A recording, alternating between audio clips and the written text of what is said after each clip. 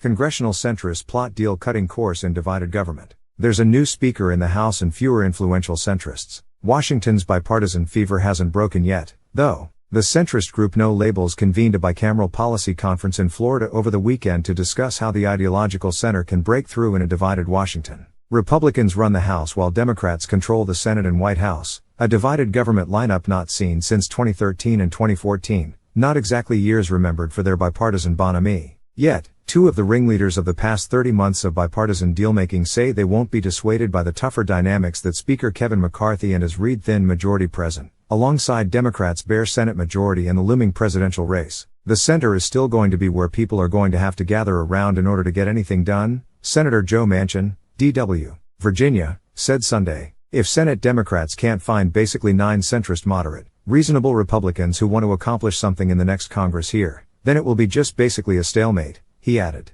In interviews on Sunday during the No Labels confab, Manchin and Senator Susan Collins, Republican Maine, said their work would not halt just because it may be tougher to convince McCarthy's majority to take up legislation. They did admit that their work might look a bit different this Congress. That's primarily thanks to tricky leadership politics. McCarthy barely won the speakership after a brutal intra-party battle and could easily find his job on the line if he compromises with Democrats, particularly on immigration. Manchin has already met with McCarthy and Collins plans to seek a meeting soon. Both Senate Majority Leader Chuck Schumer and Minority Leader Mitch McConnell facilitated the deal-making aspirations of centrists like Collins and Manchin last Congress, cutting against the grain of their partisan reputations. But the set of challenges facing lawmakers this year doesn't help either. Now the top Republican on the Appropriations Committee, Collins described the No Labels-aligned centrist tasks as more urgent than simply seeking consensus on issues that have long bedeviled Congress, like the border. She said that her allies must also be prepared to keep the government funded and raise the debt ceiling if McCarthy and President Joe Biden can't come to an agreement. We're more focused on issues. Now, in focusing on issues, we obviously discuss the possibility of political agreements and negotiations, Collins said in an interview. In some ways, No Labels is designed for dealing with divided government. And quad. Since Kyrsten Sinema, Arizona, and Bill Cassidy, R. were scheduled to attend the Florida meeting, as were Texas Reps. Henry Queller, D., Tony Gonzalez, R., and Vicente Gonzalez, D., with immigration a big focus among the House members and Sinema. Collins attended via Zoom. Manchin said he's also closely consulting with the leaders of the Problem Solvers Caucus, led by Reps. Brian Fitzpatrick, R.P.A., and Josh Gottheimer, D.N.J. It's a continuation of a surprising reemergence of the political center in Washington, albeit one with uncertain prospects. The centrist group's first breakthrough came in the waning days of the Trump administration, when senators cut a deal on $900 billion in COVID aid. After stops and starts once Biden became president, a rotating cast of bipartisan senators helped write new laws on infrastructure, gun safety, microchips, Electoral Count Act reform and same-sex marriage protection. Today, Collins' job involves reforming appropriations so that some spending bills come to the floor far in advance in the September 30th deadline to fund the government, a difficult tightrope to walk but a popular demand in both chambers. Without more floor action on spending bills, the prospects of a stopgap spending bill, or worse, a shutdown, increase. I have yet to talk to a Democrat or a Republican in either body who thinks the current system of an end-of-the-year, gigantic belated spending bill serves either Congress or the country well, Collins said. She's discussed the matter with Senate Appropriations Chair Patty Murray, Democrat Washington,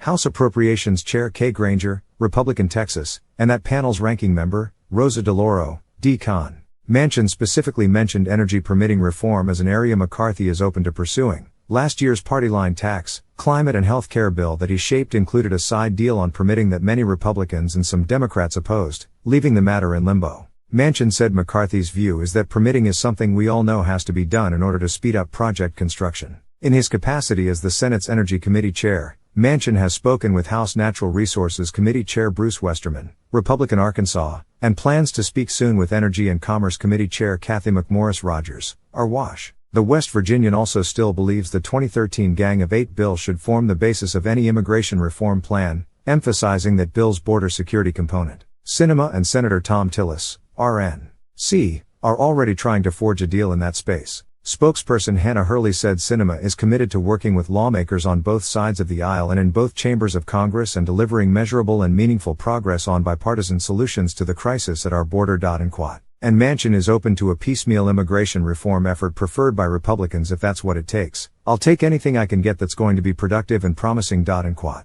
Hanging over it all is whether Manchin or Sinema will run for re-election or follow the path of their friend Rob Portman, the Ohio Republican senator who retired last Congress. Manchin said he hopes the point is moot given the stakes and the players. We can't have a bipartisan conversation because then you might take credit for it. It might help you get re-elected. That's crazy stuff. Crazy mentality, Manchin said of some colleagues' reluctance to work across the aisle. You're elected in the Senate for a 6-year term. You better work all 6 years on doing the right thing, rather than just 4 years. In addition to current elected officials, No Labels also invited a contingent of former officials to Florida, many of whom have been involved in the group for years. Among them were former Sens. Joe Lieberman, I Connecticut, and Bob Corker, Republican Tennessee, former Govs. Larry Hogan, RMD, Bill Haslam, Republican Tennessee, Pat McCrory, RN.C., Deval Patrick, D. Mass., and Tim Pawlenty, Republican Minnesota, and former Reps. Mick Mulvaney, R.S.C., Max Rose, D.N.Y., and Hawaii's Tulsi Gabbard, who recently left the Democratic Party.